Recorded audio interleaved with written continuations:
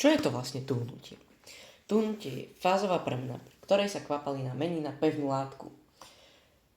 Čo je to vlastne fázová premena? Je to náhla zmena vlastnosti látok. Dobre. Príklad na tuhnutie. Príklad. Zoberete vodu do nejakej misky alebo niečo. Hodíte to do mrazničky, vznikne vám ľad. To je asi ten najjednoduchší spôsob, ako pozorovať tuhnutie. Ako vlastne prebieha tuhnutie? Dobre. Tuhnutie má 5 fází. Teraz ideme na tú prvú. Prvá. Ochladzovanie. Kvapalina stráca teplo a jej teplota klesá až na teplotu tuhnutia. Teplota tuhnutia je teplota, ktorú keď kvapalina dosiahne, začne tuhnúť. Čiže napríklad voda má teplotu tuhnutia 0 stupňov, takže keď voda dosiahne teplotu 0 stupňov alebo trošku pod 0, tak už začne automaticky tuhnúť. Zaujímavosť. Pre kryštalické látky je rovnaká teplota tuhnutia a je teplota topenia. Že vlastne napríklad aj pri tej vode, keď ju zamrazíme trošku pod dnu, že bude napríklad teplota v miestnosti alebo v chladničke, kde to mrazíme minus 0,1, no tak už sa automaticky mrazí. Ale keď bude teplota viacej než 0, napríklad plus 0,1, tak automaticky sa už topí. To je iba taká zaujímavosť. Keby niečo. Dobre. Druhá časť.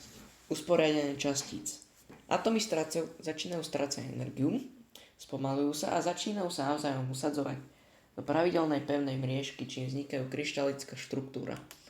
Že vlastne tie atómy, jak sa to celé okolie začne ochladzovať, tak stratia energiu na pohyb a vlastne začnú sa spomalovať a usadzovať a kvôli tomu potom vznikne ten ľad. Dobre. Počkaj. Tretia. Uvoľňovanie tepla. Počas usporiadania sa uvoľňuje skupinské teplo tuhnutia, čo je rovnaké množstvo tepla, aké sa spotrebovalo pri topení. Teraz ešte asi, že čo je skupinské teplo tuhnutia? Teplo tuhnutia, to je teplo tuhnutia, ktoré odvádza kvapalina pri prechode na pevnú látku počas tuhnutia. Čiže vlastne začne sa uvoľňovať to teplo, čo tam bolo predtým. No, proste tak. Dobre. Štvrtá časť. Zmena objemu. Tak, pri väčšine látok je to tak, že jak sa začnú tuhnúť, no tak zmenšia svoj objem, ale je tam jedna výnimka, to je voda, ktorá pri tuhnutí skvapalní na 100% ten ľad objem zväčšuje, vďaka čomu má ľad menšiu hustotu.